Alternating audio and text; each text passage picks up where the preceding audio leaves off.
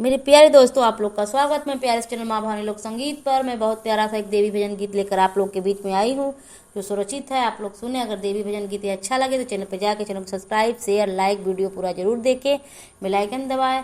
और आप लोग नए हैं तो सब्सक्राइब करना ना भूलें। अधिक से अधिक इसको शेयर भी करें जिससे आप लोग का सहयोग हमारे ऊपर बना रहे।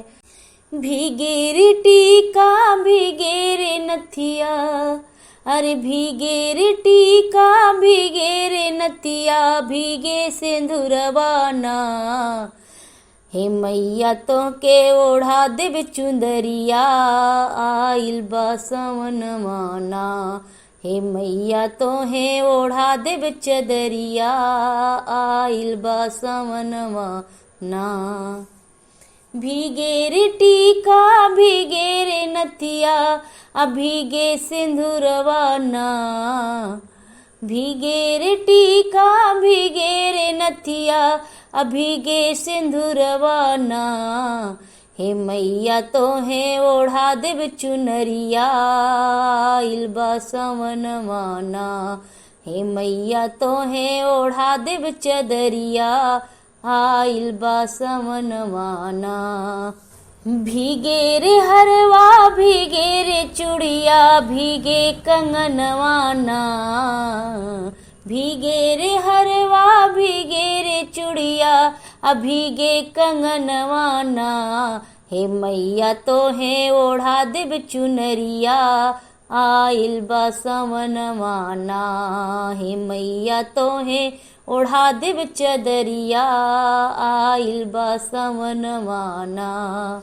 भीगे रे पायल भीगे पैजेब, भीगे रे पायल भीगे पैजेब, भीगे लबिछुआना। हे मैया तो हे ओढ़ा देव चदरिया, आइल बा सवन माना। हे मैया तो हे ओढ़ा देव चुनरिया, आइल बा सवन माना। भीगे रे मुकुट भीगे रे गजरा, अरे भीगे रे मुकुट भीगे रे गजरा, भीगे कजरवाना। हे मैया तो हे ओढ़ा देव चुंदरिया, आइल बा सवन माना।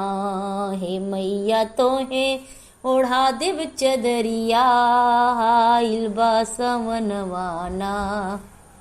भीगे महावर भीगे ला मेहंदी, भीगे महावर भीगे ला मेहंदी, भीगे ला साड़ी ना। हे मैया तो हे ओढ़ा देव चुनरिया, आइल बा सवन माना। हे मैया तो हे ओढ़ा देव चदरिया, आइल बा सवन माना। धन्यवाद दोस्तों। चैनल को शेयर सब्सक्राइब करें।